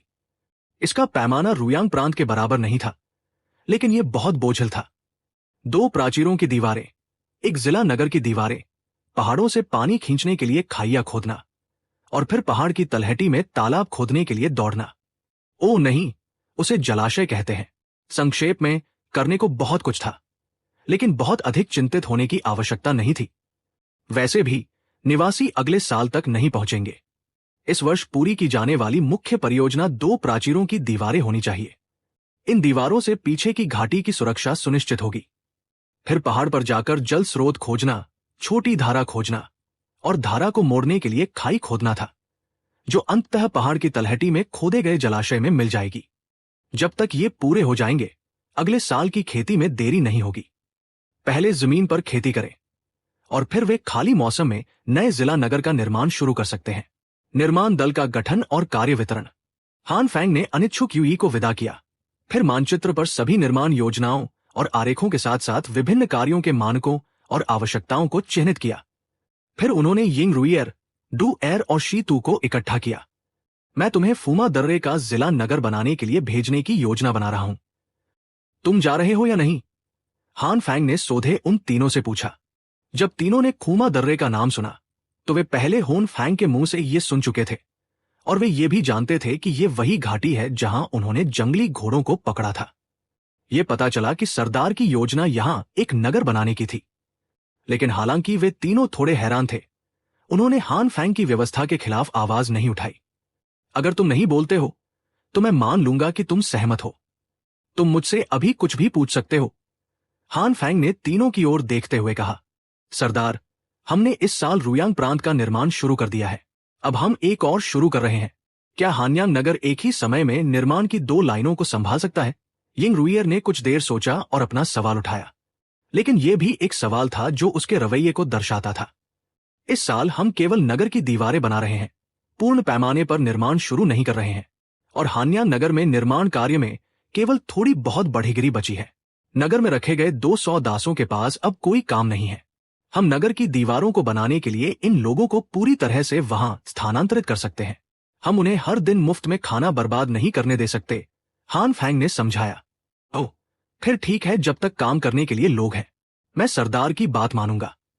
मैं वहां जाने, उनकी देखरेख करने और आज्ञा देने को तैयार हूं। यिंग रुइयर ने कुछ देर सोचा, सिर हिलाया और महसूस किया कि हान फैंग ने जिस समस्या का उल्लेख किया है वो बेहद बड़ी नहीं है। समस्याओं का समाधान। इसलिए हान फैंग ने फिर से डू एर और शॉ तू की ओर देखा। तुम दोनों का क्या? कोई समस्या? सरदार, आपने पहले कहा था कि हम वहां एक नगर की दीवार बनाएंगे, लेकिन नगर की दीवार को बेहद मिट्टी की आवश्यकता है। हम इसे कहां से लाएंगे? क्या हम खाई खोदने जा रहे हैं? लेकिन वहां कोई खाई नहीं है, शीतू ने अपना सिर खुजाते हुए पूछा। ये एक अच्छा सवाल है। हमें खाई खोदने की जरूरत नहीं है। वहां सच में ज्यादा पानी नहीं है। नगर की दीवारों के लिए आवश्यक मिट्टी घाटी के बाहर पहाड़ी घास के मैदान से ली जा सकती है। बेझिझक मिट्टी ले, ये कोई समस्या नहीं है। यहां तक कि अगर तुम मेरे लिए पहाड़ियों को समतल कर दो तो वहां बहुत मिट्टी है। हान फैंग ने मानचित्र पर घाटी के प्रवेश द्वार पर हाथ मारते हुए कहा। हान फैंग ने इस जगह को क्यों चुना? क्योंकि वहां सच में बहुत मिट्टी थी। पहाड़ियां क्या है? सीधे शब्दों में कहें तो क्या वे केवल मिट्टी के बड़े ढेर नहीं हैं? वैसे भी वे बस वहां ढेर किए गए थे, इसलिए उन्हें नगर की दीवारों को बनाने के लिए ले जाना बेहतर था। अगर मिट्टी की समस्या हल हो गई है तो मुझे कोई समस्या नहीं है, शीतू तुरंत सहमत हो गया। फिर हान फैंग ने अपनी नजर डू एर की ओर घुमाई, जिसने अभी तक बात नहीं की थी। सरदार, वहां पानी बेहद कम है, केवल पहाड़ पर झरने हैं। दैनिक पीने के पानी या खेतों की सिंचाई के लिए यह आसान नहीं है। कुछ विचार करने के बाद डू एर ने कहा, तो पेड़ काटो, खाइयां खोदो और झरनों को पहाड़ से नीचे ले आओ। पानी जमा करने के लिए एक तालाब खोदो। हान फैंग ने सीधे अपनी सोची समझी योजना बताई। सरदार का तरीका बहुत अच्छा है, मुझे भी कोई समस्या नहीं है। हमें आगे क्या करना चाहिए? डू एर ने भी सहमति में सिर हिलाया। प्रस्थान और योजना का आरंभ। ऐसे में मैं तुम तीनों को भेजूंगा। यिंग रुइयर महाप्रबंधक होंगे, जो मुख्य रूप से उपयुक्त स्थान खोजने और नगर की दीवारों को बनाने के लिए घाटी के बाहर से मिट्टी लाने के लिए जिम्मेदार होंगे। तुम विशेष रूप से झरने खोजने, जल स्रोतों को एक स्थान पर लाने के लिए खाडिया खोदने और फिर पानी जमा करने के लिए पहाड़ की तलहटी में एक तालाब खोदने के लिए जिम्मेदार होगे। जहां तक तुम्हारा सवाल है, शीतू, तुम विशेष रूप से जमीन को साफ करने, स्थानीय वनस्पतियों को साफ करने और फिर पेड़ काटने के लिए पहाड़ पर जाने के लिए जिम्मेदार होगे। जितने हो सके काटो और काटने के बाद भंडारण के लिए उन्हें एक जगह ढेर कर दो। वे अगले साल नया नगर बनने पर काम आएंगे। हान फैंग ने व्यवस्थित रूप से तीनों आदमियों को काम सौंपे और तीनों सहमत हो गए। 2 दिन बाद नवगठित फूमा दर्रा प्रारंभिक दल तैयार था। दल में कुल 500 लोग शामिल थे, जिनमें हान्यांग के 300 निवासी और 200 दास शामिल थे। 3 प्रमुखों के नेतृत्व में वे गाड़ियों और आपूर्ति के एक बड़े काफिले के साथ उत्तरी घाटी के लिए रवाना हुए। पूरा दल अनगिनत भोजन और औजारों से लदा हुआ था, जिससे हान कबीले की एक और विस्तार योजना शुरू हुई। खूमा दर्रा वास्तव में हान्यांग नगर के पीछे का पहाड़ी दर्रा था, जो बहुत दूर नहीं था। एक दिन में 10 कोस चलने की वर्तमान गति से वहां पहुंचने में केवल 3 दिन लगेंगे। दूरी अधिक से अधिक 30 कोस थी और हान फैंग ने हमेशा इसका रूढ़िवादी अनुमान लगाया था। यह दूरी दूर नहीं मानी जाती थी। हमारी सेना पहले भी कई लंबी यात्राएं कर चुकी थी। यह दूरी सच में कुछ भी नहीं थी। हानयांग नगर को केंद्र मानकर उत्तर और दक्षिण लाइनों पर निर्माण कार्य एक साथ आगे बढ़ने लगे और धीरे धीरे सही रास्ते पर आ गए। हान फैंग आराम से अपनी कक्षा में बैठे थे, हर दिन दोनों जगहों से खबरें प्राप्त कर रहे थे। लेकिन इस विशेष दिन घास के मैदान का व्यापार कारवां, जो आधे साल से अधिक समय से बाहर था, अंततः लौट आया। यह अच्छी खबर थी। कम से कम इस बार की कमाई वास्तव में सुखद थी। जब यू फू का निजी पत्र हान फैंग के हाथों में पहुंचा, तब कारवां हानयांग नगर से 3 दिन की दूरी पर था। लेकिन यह हानयांग नगर से 3 दिन दूर था, फिर भी रुयांग प्रांत से बस एक पत्थर फेंकने की दूरी पर था। हान फैंग ने तुरंत महसूस किया कि यह एक अच्छा अवसर है। कारवां कई अच्छी चीजें वापस लाया था। वे थोड़ा पानी और आराम के लिए रुयांग प्रांत के निर्माण स्थल पर क्यों नहीं रुक सकते? हान फैंग मुस्कुराए, तुरंत यू फू को वापस लिखा, उन्हें बताया कि ली कबीले के पूर्व निवास पर एक नया नगर बनाया जा रहा है और वे वापस आने से पहले एक दिन के आराम के लिए वहां चक्कर लगा सकते हैं। बेहद देर नहीं होगी। हान फैंग का जवाब मिलने के बाद यू फू भी हैरान रह गया। उसे उम्मीद नहीं थी कि हान कबीले के मुख्यालय का इतनी तेजी से विस्तार होगा। हानयांग नगर को बने है कितना समय हा था और वे पहले से ही एक नया नगर शुरू कर रहे थे। यह कुछ ऐसा था जिसकी कई लोगों ने उम्मीद नहीं की थी। इसलिए यू फू की भी इस नए नगर में बहुत रुचि थी। उसने तुरंत हान फैंग के निर्देशों का पालन किया, दिशा बदली और रुयांग प्रांत के नगर की ओर चल पड़ा। अगली सुबह वहां पहुंचा यू कबीले का आश्चर्य और शू दा का असंतोष। अगली सुबह यू कबीले के लोग जल्दी उठ गए। पूरा कबीला, पुरुष, महिलाएं, बूढ़े और बच्चे नाश्ता पकाने के लिए एक लोहे के बर्तन के चारों ओर इकट्ठा हो गए। बर्तन अच्छा था, जो कबीले के सभी सदस्यों की मेहनत से कमाया गया था। यह पूरे कबीले में एकमात्र था। लेकिन इसके अंदर का खाना अच्छा खाना नहीं था, बल्कि उबले हुए अरबी के टुकड़े थे। हालांकि यह कोई उचित अनाज नहीं था, लेकिन यह भूख मिटा सकता था। और उबला हुआ खाना खाने का यह तरीका उन्होंने अभी कुछ समय पहले हान कबीले से सीखा था। कबीले के सभी सदस्यों को यह पसंद आया। शोरबे और पानी दोनों के साथ यह भोजन अतीत में पूरे दिन भुना मांस खाने से बहुत बेहतर था। लेकिन जैसे ही उन्होंने खाना पकाया और उसे बांटकर खाने ही वाले थे, बर्तन में सफेद शोरबा अचानक हिलने लगा। फिर लगभग सभी ने धरती को कांपते हुए महसूस किया। अगर आप ध्यान से जमीन पर कान लगाते तो आप दबी हुई गड़गड़ाहट जैसी आवाज भी सुन सकते थे। क्या क्या हो रहा था? यूतू थोड़ा घबरा गया। वह सच में नहीं जानता था कि क्या हो रहा है, इसलिए वह नहीं जानता था कि कैसे प्रतिक्रिया दे। निर्माण स्थल के दूसरी ओर शू दा ने स्पष्ट रूप से स्थिति पर ध्यान दिया था। उनके अधीन घुड़सवार सेना थी, इसलिए शू दा ने तुरंत पहचान लिया कि यह भारी संख्या में बड़े पशुओं के पूरी गति से दौड़ने की आवाज है।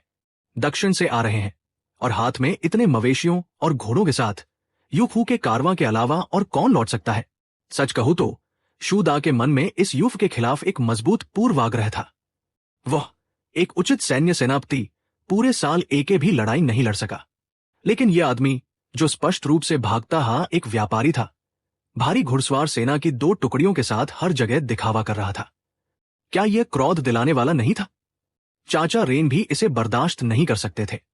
नहीं, अगली बार उसे सरदार से बात करनी होगी। वो भी घास के मैदान में जाना चाहता था। वह भी लड़ सकता था। कौन हर दिन यहां ईंटें ढोने और मिट्टी खोदने में फंसा रहना चाहता था? यह सच में एक शिकायत थी। शदा ने भारी मन से सोचा। विशाल पशुधन और यू कबीले का डर। यूफ की टीम जल्दी आ गई, लेकिन सबसे पहले जो भागे हुए कुत्तों का एक समूह था, उसके बाद भेड़, मवेशी और घोड़ों का एक समूह, और घोड़े पर सवार कारवां के सदस्यों की एक छोटी संख्या थी। और जो पीछे गाड़ियों में धीरे धीरे सवारी कर रहे थे, वे निश्चित रूप से यूफ थे। हालांकि यू कबीला स्पष्ट रूप से इन लोगों को नहीं जानता था, लेकिन वे ये भी जानते थे कि यह हान कबीले की एक टीम थी, क्योंकि नेता का चांदी का मुकुट बेहद चमकीला था, जो शू दा से अलग नहीं दिख रहा था। इसके अलावा हजारों मवेशी, घोड़े और भेड़ें थी। मवेशी और घोड़े बेहद अधिक नहीं थे, लेकिन फिर भी 2 या 3 हजार थे। बाकी सभी जीवित भेड़ें थी। गंदी भेड़ों के झुंड, इतने सारे कि वे हर जगह थी। गिनना असंभव था। सच कहूं तो खुद यू खू को भी नहीं पता था कि वे कितनी हैं। इतने सारे पशु और सब हान कबीले के। इसने तुरंत यू कबीले को डरा दिया। इसमें कोई आश्चर्य नहीं कि हान कबीला इतना शक्तिशाली था।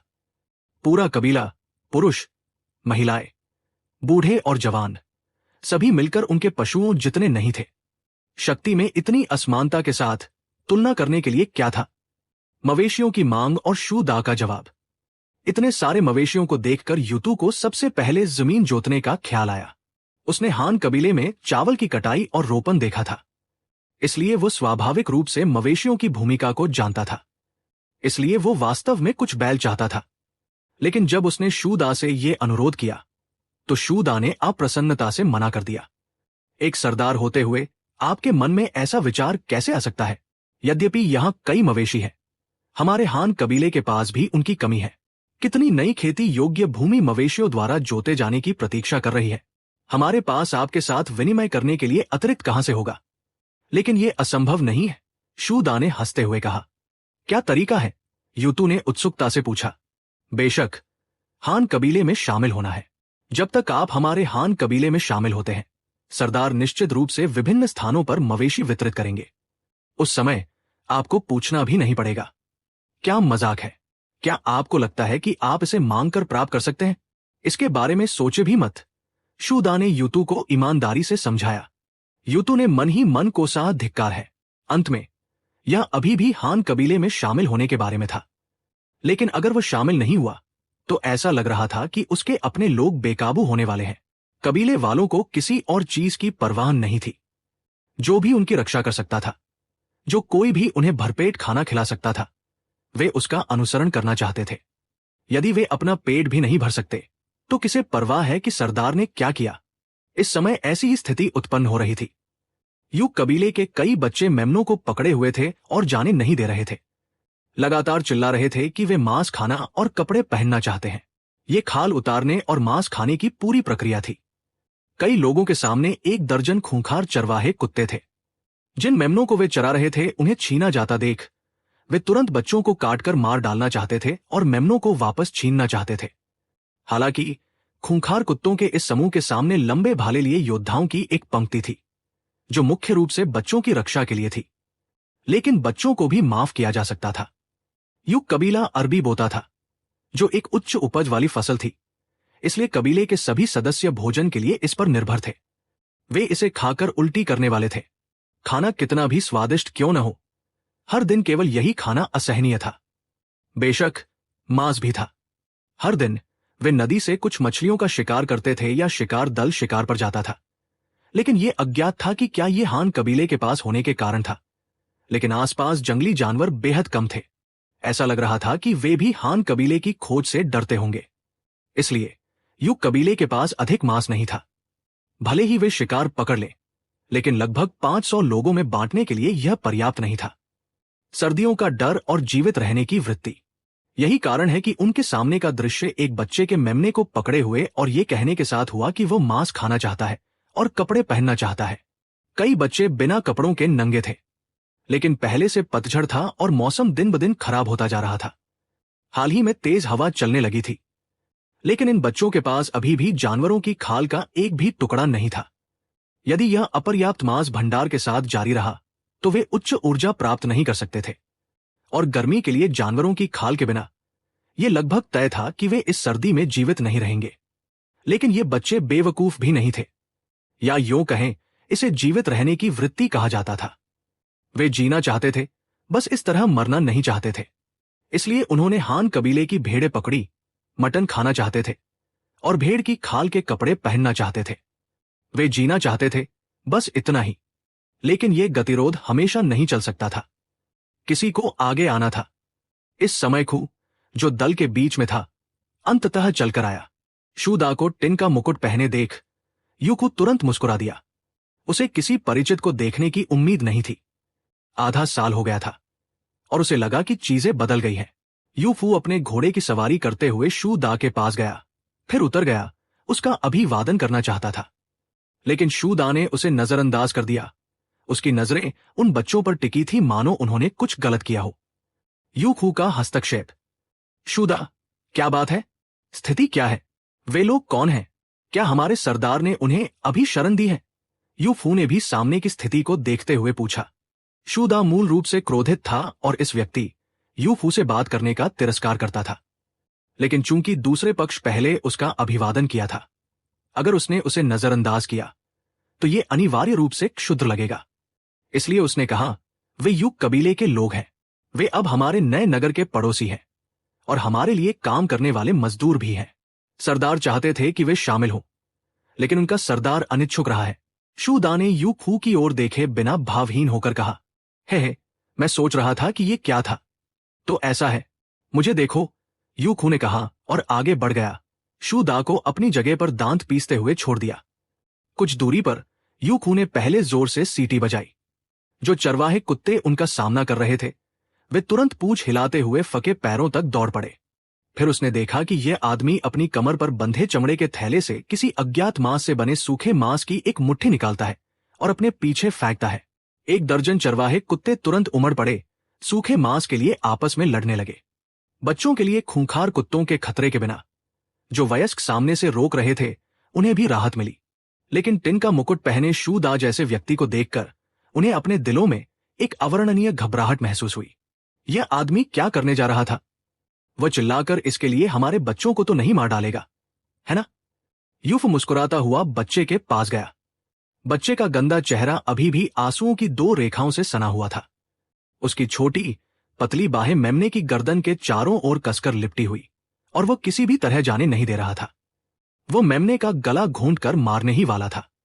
उसके बगल में मौजूद वयस्क भी बहुत चिंतित था। ये नहीं जानता था कि भेड़ के मरने पर क्या होगा।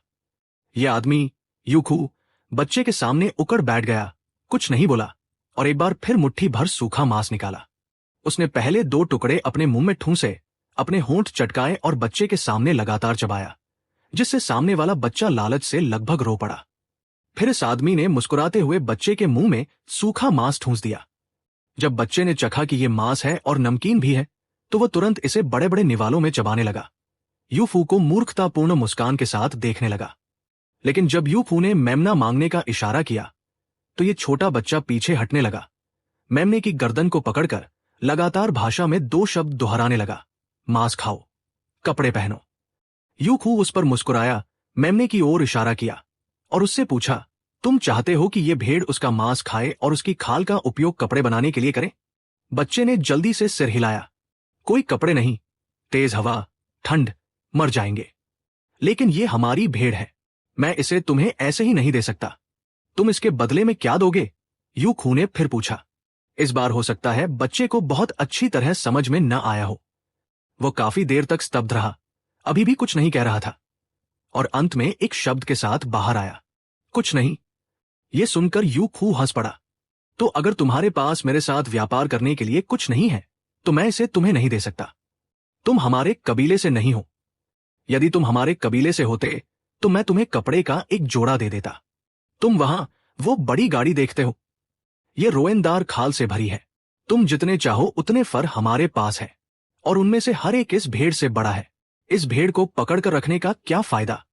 ये बेहद छोटी है, इसकी त्वचा तुम्हें लपेटने के लिए पर्याप्त भी नहीं है। इसके अलावा तुम्हारे जूते कहाँ हैं? ये थोड़ी सी त्वचा तुम्हारे लिए जूते बनाने के लिए पर्याप्त नहीं है ना? क्या तुम्हें डर नहीं है कि सर्दियों में तुम्हारे पैर की उंगलियां जमकर गिर जाएंगी? बच्चे ने उस छोटे से मेमने को देखा जिसे उसने पकड़ा हुआ था, फिर खुद को देखा और अंत में अपने दोनों काले पैरों को दयनीय रूप से देखा।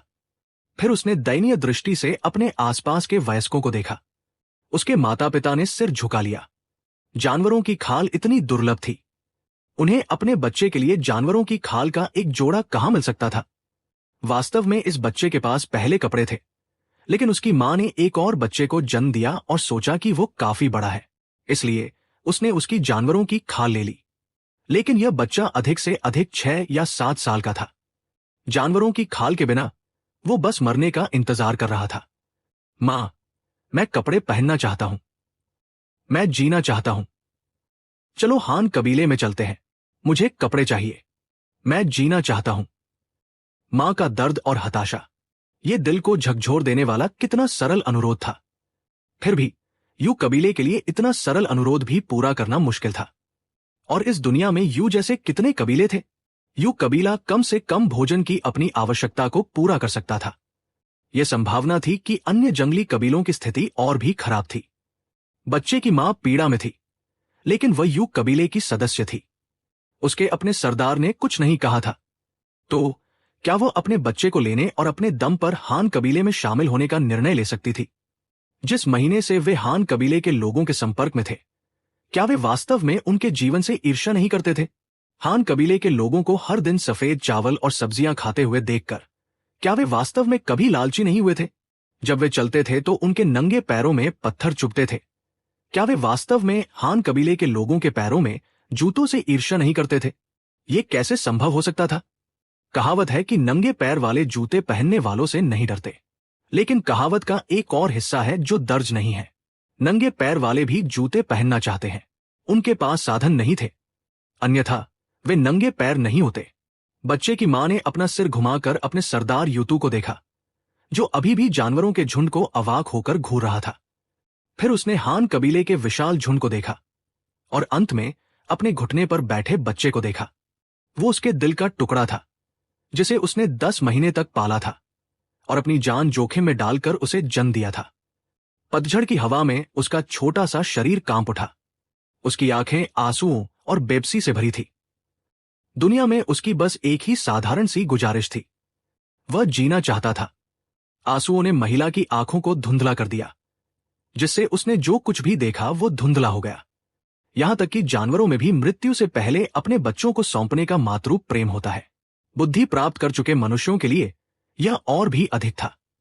मां की ममता की कोई सीमा नहीं होती और न ही वो प्रजातियों में फर्क करती है। ये एक सहज वृत्ति है। यदि कबीले के पास वास्तव में अतिरिक्त जानवरों की खाल होती तो कोई भी नहीं चाहेगा कि उनके बच्चे ठंडी हवा में नंगे होकर मौत का इंतजार करें। लेकिन यू कबीले के पास सच में कुछ नहीं था। अब वे क्या कर सकते थे? अवसर उनके ठीक सामने था। हजारों की तादाद में पशु उनकी आंखों के सामने से लगातार बह रहे थे। 4 पहियों वाली कई लंबी गाड़ियां जानवरों की खाल से लदी थी। उसके अपने कबीले के पास वे नहीं थे, लेकिन हान कबीले के पास थे। उनके साथ जुड़े। बस कुछ शब्दों की बात थी। ये कहो और वे भविष्य में अच्छा खाएंगे और अच्छा जीवन जिएंगे। मत कहो। और क्या वह अपने घुटने पर गिड़गिड़ाते बच्चे का सामना कर सकती थी? वह उसका अपना खून था।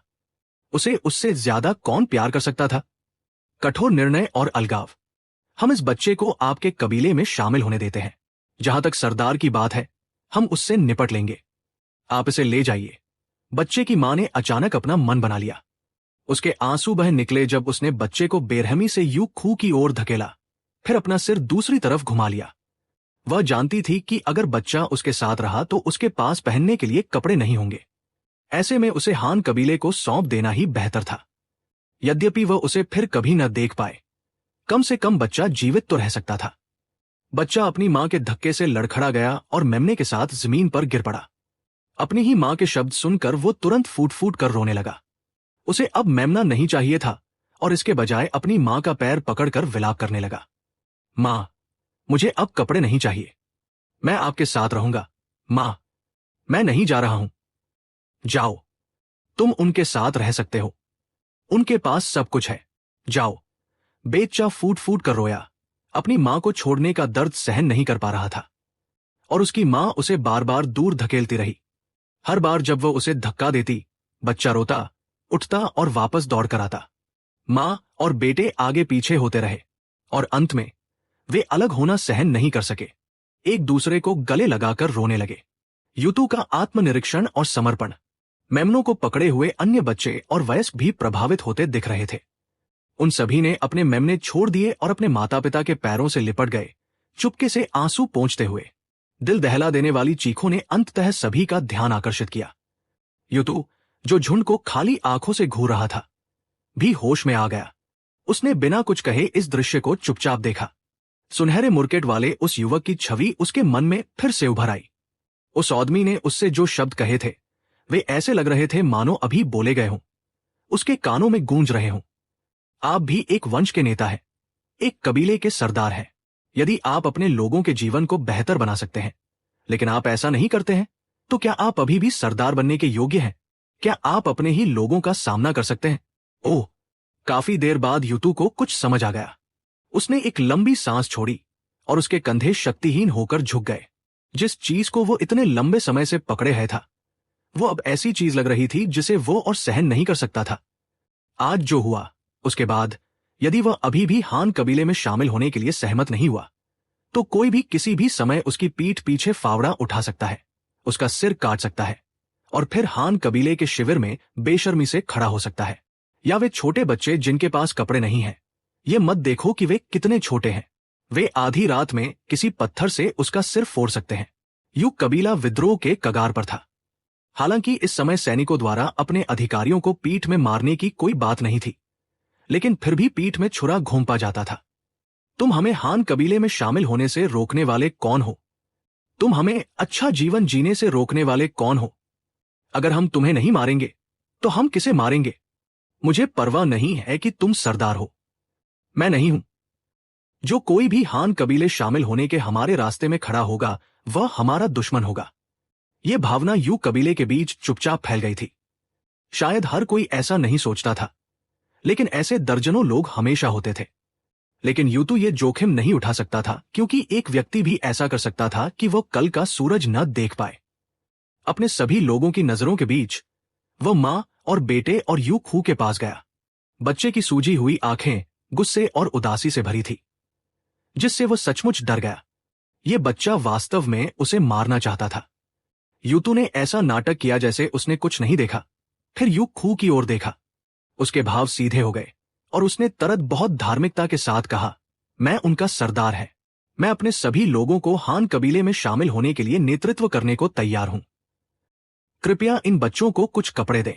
कबीले के लोगों आश्चर्य से अपने सरदार की ओर देखा, उसके मुंह से निकलते शब्दों को सुना और अंत में खुशी से पागल हो गए।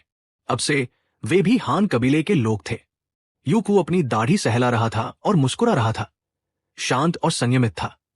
शूदा इतना क्रोधित था कि वह लगभग बेहोश होने वाला था। वह केवल इस योग्यता को अर्जित करने के लिए लगभग 2 महीने से व्यस्त था, ताकि जब वह इस व्यक्तित्व के साथ सरदार के सामने खड़ा हो तो उसे इतनी शर्मिंदगी न उठानी पड़े। लेकिन अब धिक्कार है, मेरा चाकू कहाँ है? उस नीच को मैं मार डालूंगा। मुझे अंततः एक योग्यता मिली और यह सफल होने ही वाली थी, लेकिन तुमने आकर अंतिम लक्ष्य को दूर कर दिया। क्या तुम लोगों को जीने दोगे? और यह खबर लकड़ी की नाव से हान कबीले तक तेजी से पहुंचाई गई। हान फैंग विशेष रूप से उत्साहित नहीं था। उसने ऐसी कई चीजों का अनुभव किया था। 2 वर्षों में हान कबीले ने अनगिनत कबीलों को आत्मसात किया था। एक साधारण कबीला चिंता का विषय नहीं था। इसके अलावा हान फैंग ने लंबे समय से ऐसे परिणाम की भविष्यवाणी की थी, इसलिए उन्होंने उन पर ज्यादा ध्यान नहीं दिया। व्यापार कारवां की सफलता और पशुधन प्रबंधन। यूफू हजारों मवेशियों और घोड़ों के साथ लौटा। यह बहुत लग रहा था, यह बहुत लग रहा था, और वास्तव में यह बहुत था। जब वे निकले थे तब उनके पास लगभग 300 घोड़े थे। हालांकि इतने लोग नहीं थे, लेकिन 70 भारी घुड़सवारों में से प्रत्येक के पास 3 घोड़े थे, इसलिए स्वाभाविक रूप से संख्या बड़ी थी। आइए यह न गिने कि घास के मैदान में पहुंचने के बाद उन्होंने कितने का व्यापार किया। बस एक बार जब उन्होंने भालू कबीले को लूटा तो उन्हें बड़ी संख्या में मवेशी और घोड़े मिले। सबसे पहले क्योंकि उनके पास गाड़ियां नहीं थी, उनका सारा माल मवेशियों और घोड़ों द्वारा ले जाया जाता था।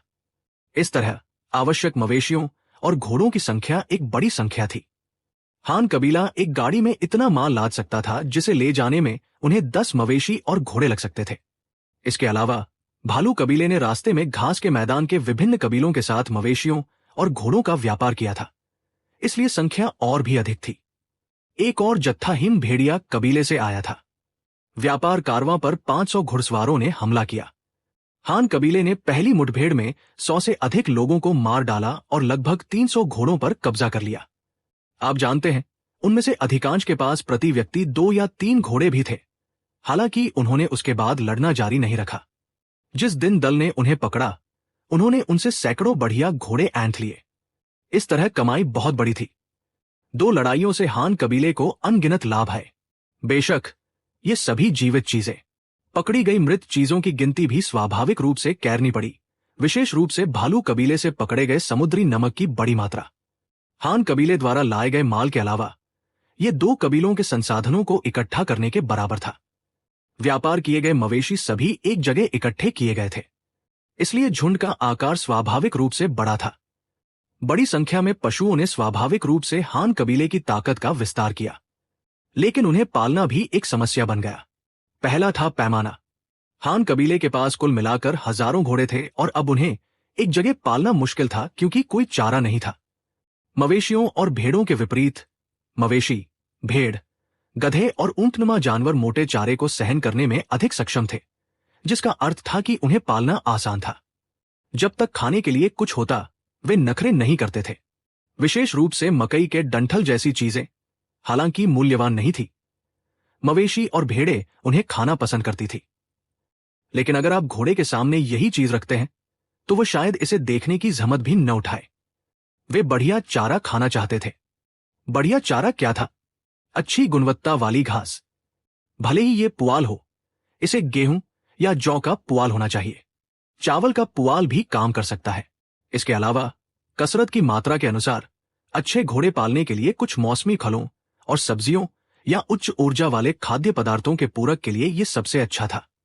लेकिन हान कबीले के लिए अब ऐसी कठोर परिस्थितियों को पूरा करना मुश्किल था। हालांकि वर्तमान स्थिति में घोड़ों को अच्छी तरह से पाला गया था या नहीं, यह मुख्य मुद्दा नहीं था। सबसे महत्वपूर्ण बात यह सुनिश्चित करना था कि वे जीवित रहें। हान्यांग नगर में चावल के पुआल की एक बड़ी मात्रा जमा की गई थी, लेकिन यह अभी भी पर्याप्त नहीं थी। इसलिए इनमें से कुछ घोड़ों को लुयांग प्रांत भेजा जाना चाहिए था, जहां पुआल भी बहुत था। यहां तक कि लुयांग प्रांत के उत्तर में बो पर्वत क्षेत्र में दलदल के किनारे पानी और घास बहुत हरी भरी थी, जो कि एक दुर्लभ चारा भंडार भी था। इसके अलावा बिना कटी मकई के डंठल भी थे। दोनों प्रांतों द्वारा बोझ साझा करने से सर्दियों के लिए लगभग पर्याप्त होगा। हालांकि जमा चारे को बचाने के लिए उन्हें अभी भी सर्दी से पहले के 2 महीनों तक बाहर ही खाना होगा। अगर वे बाहर खा सकते हैं, तो वे घर पर नहीं खाएंगे। जब सर्दी आएगी और पहाड़ बर्फ से ढक जाएंगे, तो वे बाहर नहीं खा पाएंगे। हान फैंग ने तुरंत यू फू के व्यापार कारवां को 2 हिस्सों में विभाजित करने का आदेश दिया। एक हिस्सा आधे घोड़ों को दर्रे से बाहर उत्तर की ओर ले जाएगा। इन 2 महीनों के लिए वे पहले चरने के लिए खूमा दर्रे के बाहर पहाड़ी घास के मैदान में जाएंगे और घोड़ों को पुआल खिलाने के लिए नगर में वापस लाने से पहले बर्फबारी का इंतजार करेंगे। अन्यथा सर्दी मुश्किल होगी। व्यापार कारवां का दूसरा आधा हिस्सा बाकी मवेशियों और घोड़ों को लयांग प्रांत ले जाएगा। लूजा क्षेत्र से नदी के किनारे उत्तर में बो पर्वत तक चराएगा। लौटने से पहले अपना पेट भर लेगा और सर्दी आने और बर्फबारी होने पर ही नगर में प्रवेश करेगा। यू खू के नए कार्य और लेखन सामग्री।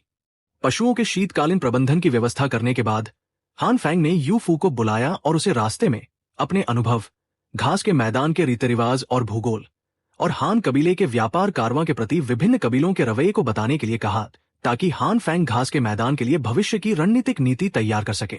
यह एक राष्ट्रीय नीति थी और इसे हल्के में नहीं लिया जा सकता था। सरदार, 2 महीने में बर्फबारी होगी। हम इस साल निश्चित रूप से फिर से घास के मैदान में नहीं जा सकते, है ना? मुझे इन 2 महीनों में क्या करना चाहिए? सरदार, कृपया मेरे लिए कुछ काम तय करें, यू खू ने मुस्कुराते हुए कहा। 2 महीने? तुम और क्या कर सकते हो? तुम अपने लोगों को फसलें इकट्ठा करने के लिए क्यों नहीं ले जाते? रुयांग प्रांत में शाहबलूत की कटाई की जानी है। तंग के पेड़ों से तंग के बीज भी काटे जाने हैं। और पश्चिमी पहाड़ में एक प्रकार का भांग, दक्षिण पश्चिम में रामी, पीछे के पहाड़ में आदमखोर पेड़, उसमें से भी कुछ इकट्ठा करो। बस इतना ही। क्या तुम्हें इधर उधर भागना पसंद नहीं है? थकने की शिकायत मत करना। फिर हान फैंग ने यू खू को एक चंचल भाव से देखते हुए कहा। हाँ, इतनी सारी जगहें। ठीक है, फिर मैं कल जाऊंगा। लेकिन हमारे कबीले में भी बेहद बदलाव आया है।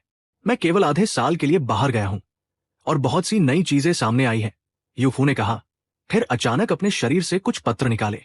ये सभी हान फैंग द्वारा हस्तलिखित थे और वास्तव में हान फैंग द्वारा यू खू को भेजे गए थे। सरदार, ये क्या है? ये जानवरों की खाल जैसा नहीं लगता। और ये अक्षर, ये किस चीज से लिखे गए हैं? जब मैं गया था तब मेरे पास ये चीज नहीं थी। जैसे ही मैं वापस आया, ये हर जगह था। यू खू ने उत्सुकता से पूछा। यह कोई खास बात नहीं है। तुमने पहले एक लिखने वाला तूलिका देखा होगा। यह जानवरों के बालों के बंडल से बने ब्रश के समान है। तुमने स्याही भी देखी है। यह वही है जो पहले बढ़ी की स्याही की लकीर के लिए इस्तेमाल किया जाता था। जहां तक कागज की बात है, ये वास्तव में एक नई बात है, लेकिन उत्पादन पहले से ही बेहद स्थिर है। हर दिन बहुत सारा कागज बनता है। इस बारे में बात करते हुए हान फैंग के चेहरे पर गर्व का भाव था। मैं एक पारंगत हूं। देखो मैं कितना अद्भुत हूं, उसने आत्मसंतुष्टि से सोचा। इसलिए यू फू की चापलूसी के एक दौर के बाद यह प्रशंसा करते हुए कि सरदार वास्तव में अद्भुत है, हान फैंग ने इस व्यक्ति लेखन सामग्री का एक जोड़ा, तुलिका, स्याही, कागज, दवात और लकड़ी की लेखनी का एक 5 टुकड़ा जोड़ा इनाम में दिया। बेशक तुलिका धोने वाले बर्तन जैसी कई अन्य चीजें भी थी। हान फैंग ने असहाय होकर अपने हाथ फैला दिए। यदि आप में क्षमता है तो इसे अलग से बनाने के लिए किसी को खोजें, या बस कुछ न कहें और इसे बदलने के लिए चीनी मिट्टी का कटोरा खोजें। यू फू पहले से ही लिख सकता था, जैसा कि अतीत में हान फैंग के साथ संवाद किए गए पत्रों से देखा जा सकता था। वो बस इन नई चीजों में दिलचस्पी रखता था जो सामने आई थी। लेकिन अगर आप उससे कक्षा में जाने के लिए कहेंगे तो यह स्वाभाविक रूप से असंभव होगा। यह शायद उसे मारने से ज्यादा दर्दनाक होगा। हान फैंग ने इस मनमौजी व्यक्ति के साथ माथापच्ची नहीं की, केवल उसे जल्द से जल्द शाहबलूत और तुंग का तेल इकट्ठा करने के लिए जाने को कहा। फिर उसने कक्षा में छात्रों को पढ़ाना जारी रखा।